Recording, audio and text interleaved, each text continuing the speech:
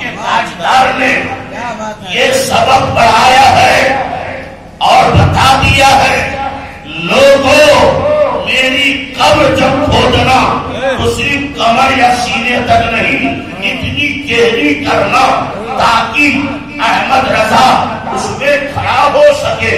لوگوں نے پوچھا حضور ہدایہ میں یہ مسئلہ نہیں ہے, ہدایہ میں یہ مسئلہ نہیں ہے, فتویٰ عالمگیری میں مسئلہ نہیں ہے, در مختار میں نہیں ہے, شامی میں نہیں ہے, شرازیہ میں نہیں ہے, رد المختار میں نہیں ہے, فتویٰ خیریہ میں نہیں ہے. یہ سب مسئلے ہیں تو کمر یا سینے تک یہ کس کتاب میں لکھا ہے تو پڑھے لکھا. امام جواب دیتا ہے کہ یہ کتابیں محبت میں لکھا ہوا ہے, یہ کتاب عشق میں لکھا ہے. حضور کوئی وجہ تو ہوگی, کوئی سبب تو ہوگا.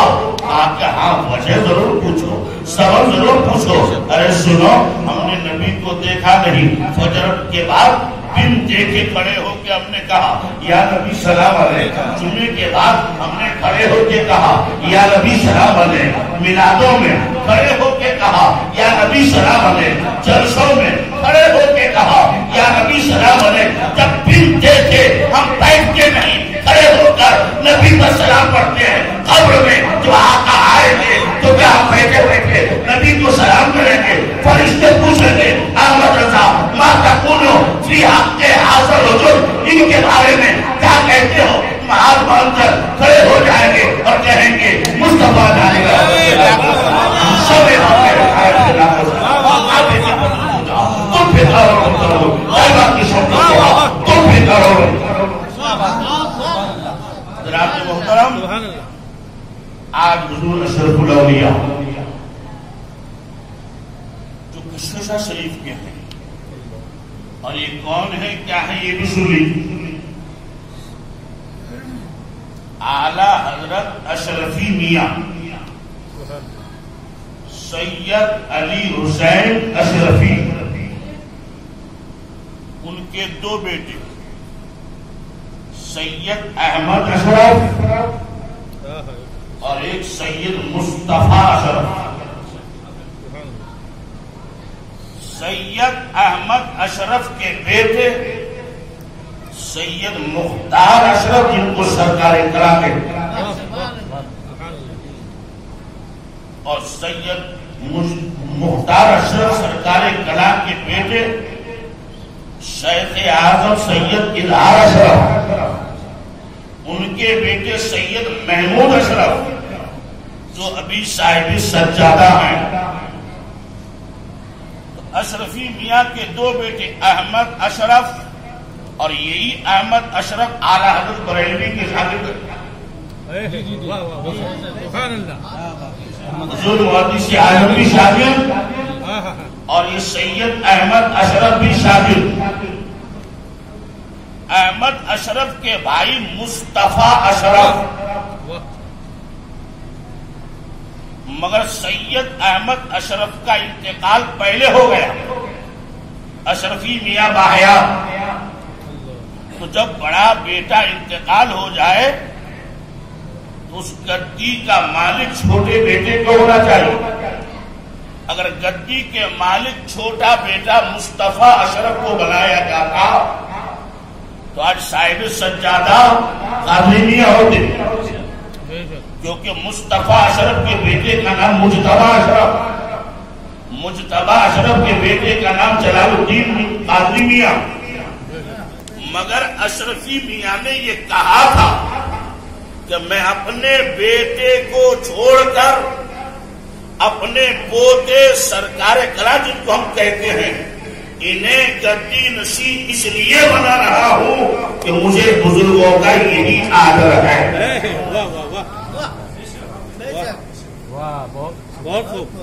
حضور اشرفی میاں یہ پھر کون ہے یہ بھی سنی. سرکار مخدوم پاک سے لے کر اشرفی میاں تک بیچ میں بہت بزرگ, لیکن ایک لمبا زمانہ گزرنے کی وجہ سے وہ سلسلہ کچھ بجھا بجھا سا ہو گیا تھا. لوگ اس سلسلے کی طرف اس وقت زیادہ مائل نہیں ہو رہے تھے، مگر اللہ نے سرکار اعلی حضرت اشرفی میاں کو اسی خاندان میں پیدا فرمایا. اور کس مبارک دور میں کہ کیشور شاہ میں اعلی حضرت اشرفی میاں اور بریلی میں اعلی حضرت آج تو ہم مولوی لوگ ڈیڑھ کتاب پڑھے نہیں کہ ہم فلاں پیر کے مرید ہیں، ہم فلاں پیر کے مرید ہیں. حضور اشرفی میاں ٹرین کا سفر کر رہے ہیں. جب ٹرین پہلی اسٹیشن پر پہنچی، ٹرین ہی میں اپنی سیٹ پر ہاتھ باندھ کے ادب سے کھڑے ہو گئے. جب تک شہر بریلی کے اسٹیشن میں گاڑی رکی نہیں، کشوچا کا تاجدار ہاتھ باندھے کھڑا رہا. جب ٹرین چلی ہے بریلی شہر سے دور جب بیٹھے ہیں، کسی نے پوچھا حضور کیا کوئی آیا نہ گیا، آپ سیٹ چھوڑ کر آپ بھاگ کر کیوں کھڑے ہو گئے؟ تو کشوچا کے تاجدار نے جواب دیا تھا، میں اس احمد رضا کی تعظیم کے لیے کھڑا ہو گیا تھا کہ جو احمد رضا میری ٹرین آنے سے پہلے پہلے اپنی درسگاہ میں ہاتھ باندھ کے کھڑا ہو گیا.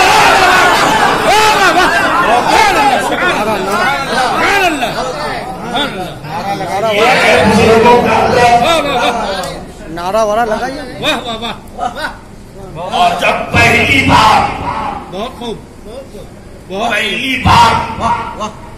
اعلی حضرت فاصلے بریلوی نے اعلی حضرت علی حسین اشرفی کا چہرہ دیکھا، مجھے یوں کہہ لینے دیا جائے کہ جب عاشق رسول نے اولاد رسول کا چہرہ دیکھا تو کیا فرمایا؟ اشرفی اے رخت آئینے حسن خوبا پرور گئے وہ نظر کر گئے فارسی میں یہ اعلی حضرت کا شعر. اللہ اللہ. اب ترجمہ سنیے. اشرفی آئینے اے رخت آئینے حسن خوبا، کہ اے اشرفی آپ کا چہرہ آئینہ سے بھی زیادہ چمکدار ہے. یعنی جس چہرے پر آئینہ قربان ہو وہ چہرہ ہے. اور کیوں نہ ہو کہ اے اشرفی اے کچوچا کے شہزادے، آپ ایک ہی محبوب کے نہیں تین محبوب کے پالے ہیں، تین محبوب کے نظر کردہ ہے. محبوب خدا میرے نبی، محبوب یستاوی حضور مخدوم پاک، محبوب سبحانی حضور غوث پاک، ان تینوں کی آپ اولاد ہیں. آپ کا چہرہ آئینے سے زیادہ چمکدار کیوں نہ ہو؟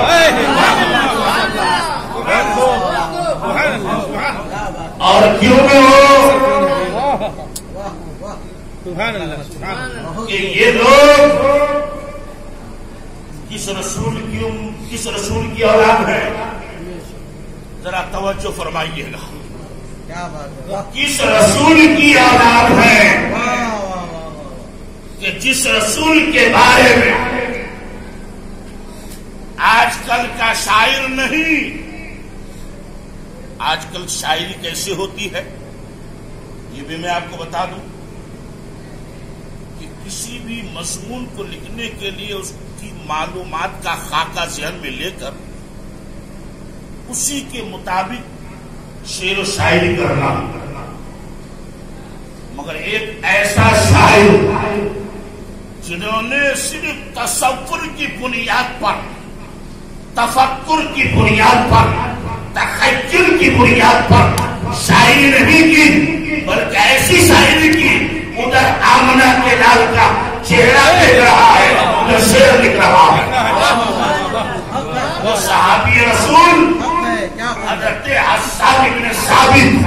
رضی اللہ تعالیٰ عنہ جب انہوں نے نبی کا چہرہ دیکھا تو کیا فرمایا کہ یا رسول اللہ وہ اجمل منک لم ترى قط عینی وہ احسن منک لم تلد النساء. اے اللہ کے رسول، آپ سے زیادہ حسین و جمیل حسن و جمال والا میری آنکھوں نے کبھی دیکھا ہی نہیں، میری آنکھوں نے کبھی دیکھا ہی نہیں. مگر 14ویں صدی کا 2 ٹانگ کا جانور جس کو ملا کہتے ہیں وہ اعتراض کر سکتا تھا کہ ہو سکتا ہے کہ نبی کے برابر یا اس سے بھی زیادہ دنیا کے کسی کونے میں تھا. حضرت حسان نے نہیں دیکھا تو یہ ان کے دیکھنے کا قصور ہے. ہو سکتا ہے نبی کے برابر ہو تو ایسے 2 ٹانگ کے جانوروں کے منہ میں قیامت تک کے تالا لگانے کے لیے فرماتے ہیں یا رسول اللہ یہ صرف میرے دیکھنے کا معاملہ نہیں ہے، حقیقت یہ ہے کہ وہ اکمل منک لم تلد النساء، پوری کائنات میں آپ سے زیادہ حسن و جمال والا حسن و کمال والا کسی ماں نے پیدا ہی نہیں کیا.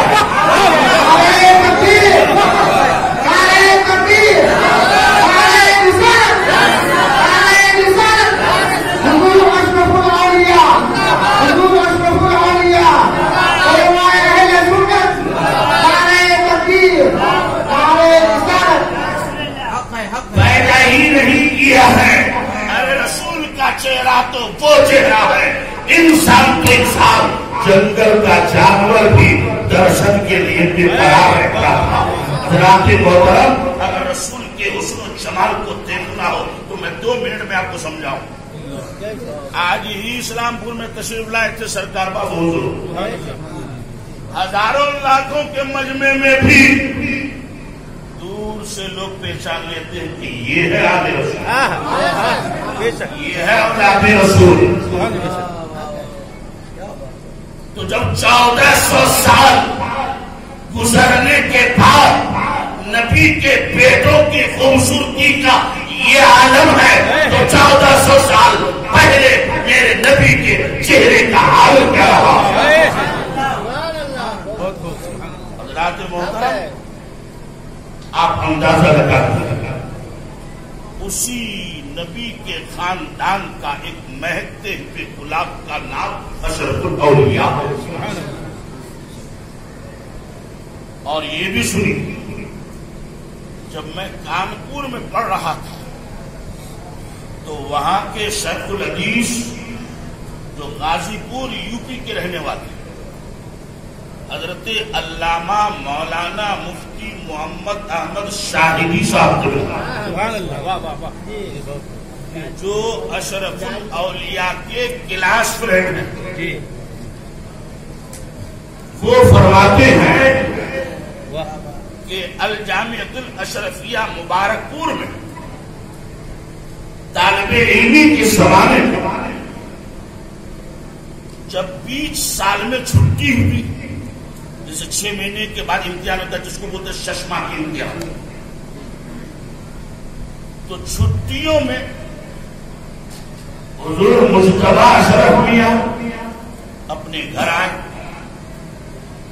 تو کچھ مریدوں نے جو اس خاندان کے مرید تھے کلکتہ کے، انہوں نے یہ عرضی پیش کی کہ حضور چھٹیوں میں گھر میں ہیں، کلکتہ تشریف لائے. ابھی عالم نہیں بنے ہیں، طالب علم ہیں. جب کلکتہ پہنچے تو مریدین کا ایک اچھا خاصا جمگٹا ہو گیا. 2-4 دن گزرا تھا، ایک دن 2 شخص آئے اور کہنے لگے کہ حضور ہماری بیٹی ہے جو جوان ہے، اس پر ایسا خبیث اور جنات سوار ہے کہ 2 منزلہ مکان میں اپنے روم میں بالکل پرہانہ ننگے رہتی، کوئی کپڑا اٹھا نہیں. کتنے مولوی مولانا سے دعا تعبیر جھاڑ پھونک یہ وہ کروائے مگر کسی کے بس کا وہ نہیں. آپ کے چھوٹا سے تشریف لائے ہیں، آپ چلیں. حضور اشرف الاولیاء فرماتے ہیں کہ ابھی تو میں طالب علم ہوں، اتنا بڑا ڈینجر معاملہ کیسے کیا کروں؟ اگر جاتا ہوں تو خطرہ سامنے، اور اگر نہیں جاتا ہوں تو خاندان کا معاملہ۔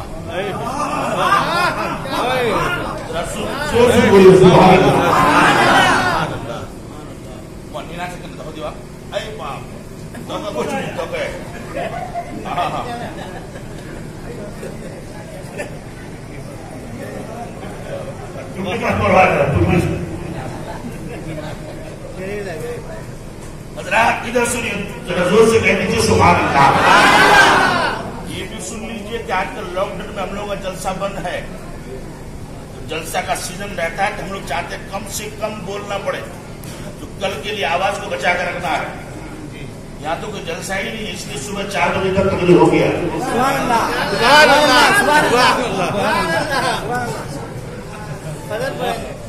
زور سے بول دیجیے سبحان اللہ، اور محبت سے بولیے سبحان اللہ۔ توجہ فرمائے، اگر جاتا ہوں تو خطرہ ہے، اور نہیں جاتا ہوں تو خاندان کی عزت خطرے میں۔ طالب علمی کا زمانہ، فرماتے ہیں کہ میں نے غوث و مختوم کا نام لیا، اور میں نے ہاں کہہ دیا، جو ہوگا دکھا جائے۔ لوگوں نے کہا ٹھیک ہے تم جاؤ، ہم لوگ حضرت کو لے کے آ رہے ہیں۔ جب حضرت کو لے کر گئے، ابھی اس کے مکان کے سامنے پہنچے ہی تھے، اس کے 2 منزلے کے جس حصے میں وہ لڑکی تھی، اس نے چلایا ویسے کہ ٹھہرو، ابھی حضرت کو آنے نہ دو، پہلے مجھے کپڑے دے دو تاکہ میں لباس۔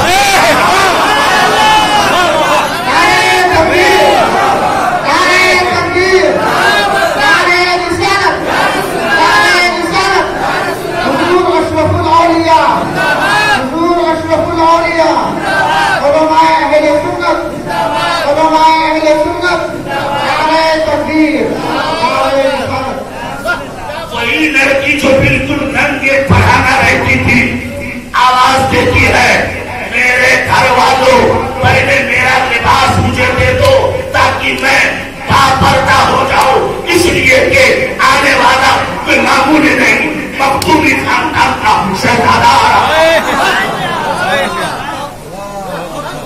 گھر والوں نے دروازے کے باہر سے ان کو کپڑا پھینکا، وہ لباس پہن کر پردے میں آ گئی۔ حضور اشرف الاولیاء فرماتے ہیں، انہوں نے ان کی ساتھی سے بیان کیا، انہوں نے ہم سے بیان کیا۔ اب مجھ کو تھوڑی ہمت ہوئی کہ چلو کام بن گیا، کام بن گیا۔ اور جب میں پہنچا، لڑکی کو سامنے لایا گیا، تو جب میں نے دیکھا کہ اس نے میرا ادب کیا ہے، تو میں نے اس کو اپنے روب و دبدبا میں لینے کی کوشش کی۔ میں نے کہا کبیش، اس لڑکی کو پریشان کیوں کرتا ہے، بھاگ جا ورنہ جلا دوں گا، یہ کروں گا وہ کروں گا۔ جب میں نے یہ ٹھوس جمانے کی کوشش کی، وہ لڑکی کیا بولتی، اس وقت لڑکی بولتی جو جنات سوار ہے وہی بولتا۔ حضرت ہوش نہ جمائیے، روب نہ دکھائیے، اس لیے کہ مجھے معلوم ہے کہ ابھی آپ طالب علم ہیں، آپ کے اندر کچھ بھی نہیں، میں نے تو آپ کا اس لیے ادب کیا ہے، آپ کے دائیں کندھے پر میں نے غوث کو دیکھا ہے، دائیں کندھے پر مختوم پاک۔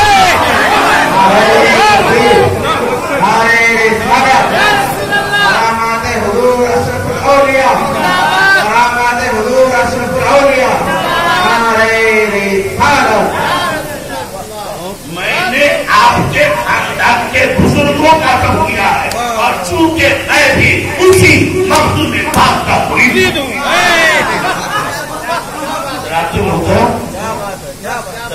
اندازہ لگائیے حق ہے جن کے طالب علمی کا یہ فیضان ہے تو پھر عالم بننے کے بعد کا فیضان کیسا رہے؟ ابھی حضرت میرے اشرف الاولیاء کے چھوٹے بھائی اشرف العلماء سید حامد اشرف